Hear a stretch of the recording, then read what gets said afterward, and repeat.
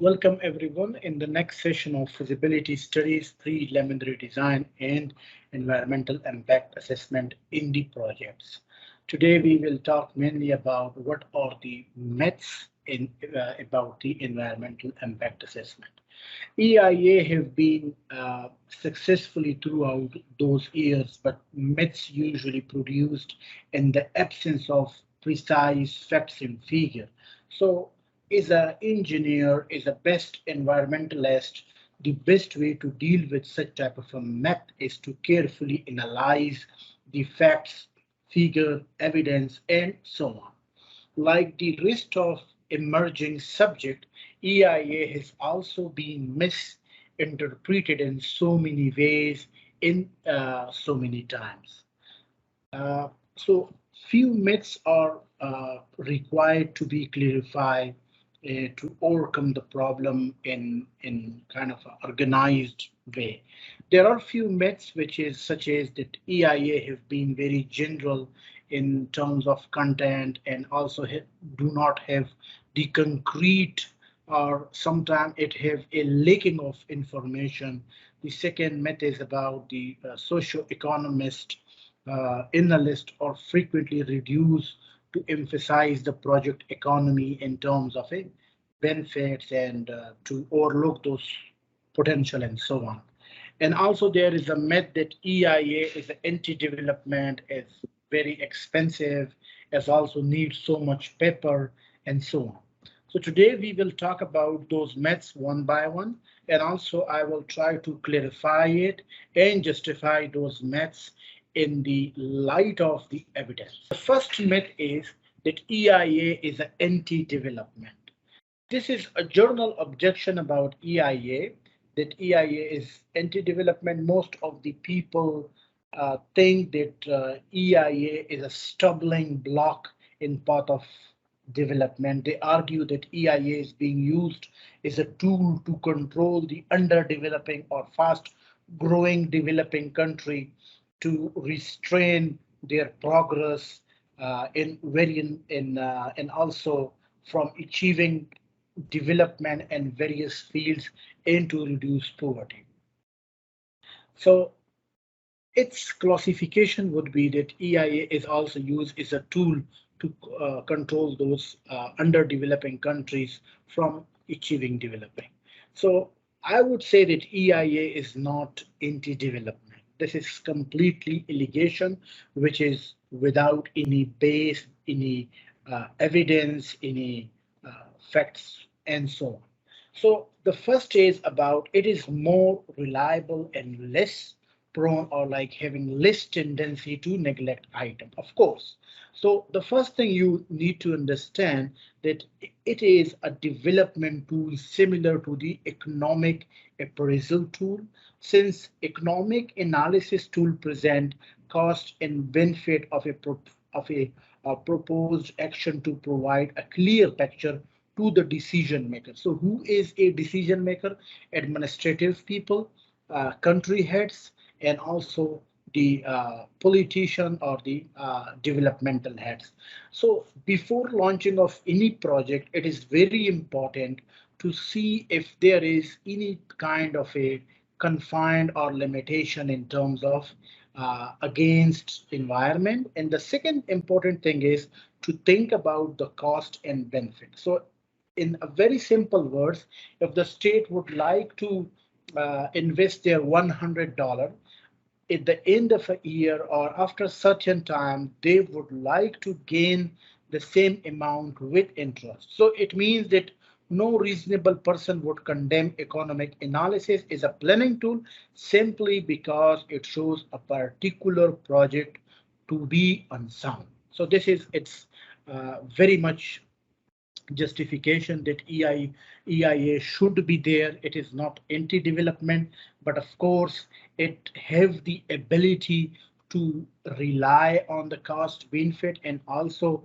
to neglect those issues or eliminate or the kind of reduce the certain risk. So the second justification is it is less susceptible to political or personal influence. Susceptible means capable or action. So EIA is sometimes misinterpreted that it is an approval or disapproval tool. It could only be the part of the picture that this is only true in certain circumstances when the impact of an action could not be mitigated. This would lead it to the project disapproval. Okay, but of course, all the decision have been taken, all the decision have been considered from those environmentalists, from those team body member, and it have very less interference from the outside world or from the administration. Or the third thing is it is a use is a project assessment tool. This is very much important that EIA should present a series of alternatives to the decision makers. More often, the decision is reduced to a question of a trade-off. Each alternative presented or analyzed in the best alternative based on the economic and environmental soundness should be selected or considered. And those project assessment tools to see if the project is achieving those mentioned targets or not. The last point, it permit comparison in a systematic or in a chain way to up to certain type of a to reproduce manner. For example, if there is kind of a uh, kind of issues which need to be resolved, so if we can see if the project direction is going in a wrong direction, so of course we should have enough time to repair our mistake. The second myth about EIA, that EIA is very expensive. EIA usually considered in a underdeveloping or in the fast developing country, the decision maker thinks that it is hard to adopt due to its overhead cost. Overhead cost maybe in different terms, that it's taking too much time, it increase the project life and so on. But its simple justification would be that is it not reasonable to decide about the future of a project, either to adopt it or to waste the people money or to waste the country inhabitants taxation money over such type of a project which is financially not viable, which is financially not sound. So it's EIA total cost of any project would maybe, for example, from 0.5 to 1.0% of the overall cost. Of course, it is again not expensive to waste 99% of the taxpayer amount while only to utilize it 0.5 to 1%. It's again so to save the people money and also to reach to the early conclusion. It has been obligatory from the international donor agencies that cost of EIA should be included in the overall project cost. So if we already decided our EIA total cost is from 0.5 to 1.0%, so this is again not very much high.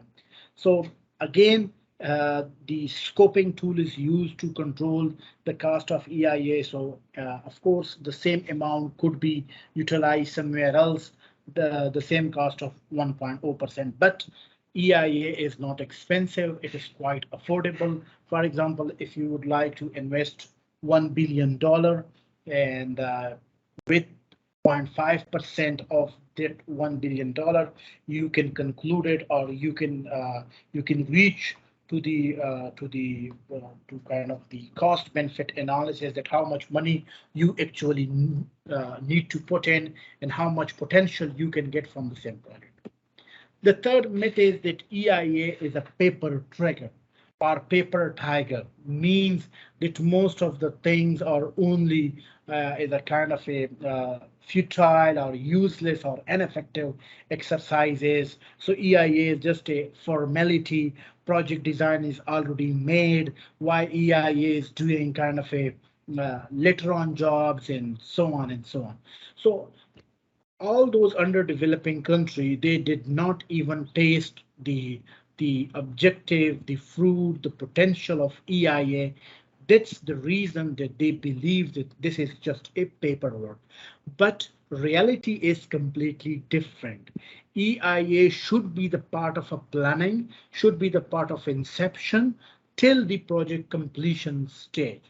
The only issue with underdeveloping country that EIA only play a role of a paper in the whole project, and they never implement any project in the light of, in the shadow of, in the context of, in the framework of EIA. If they know that the EIA is not a paper trigger, it is a reality. You can reach to the cost benefit analysis. You can see all the adverse effect and impact from any project X on the environment that they should implement that.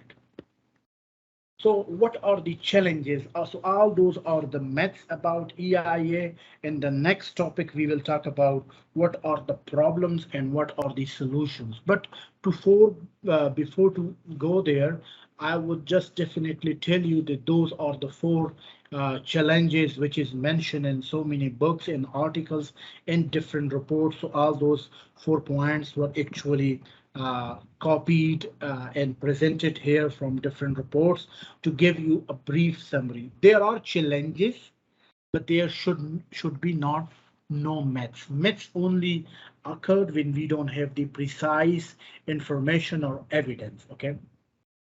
There is a tendency to prioritize the environmental issues or social aspect of EIA. I'm totally agree with that. The second point is that insufficient level of analysis. Look, again, insufficient level of analysis is again that how much your team is trained, how much information you already spread there. So again, this is the ground level technique which we need to be improved. So there is no place that we should not adopt EIA or the EIA should not be the part of a project. So there is no excuse. And educate coverage of indirect social impact. So again, the ground person or the ground man, he maybe eliminate or maybe kind of kept few of the facts and figure from the ground, but there is always a place for improvement. Thank you very much for listening me. So you can subscribe to my channel on YouTube. You can just simply search on Professor Dr. Asim Farooq. You can reach to all those playlists. There is almost 25 different course content covered in that specific channel, starting from research methodology, sustainability, pyramid design, and so on. Thank you. Stay tuned and also invite your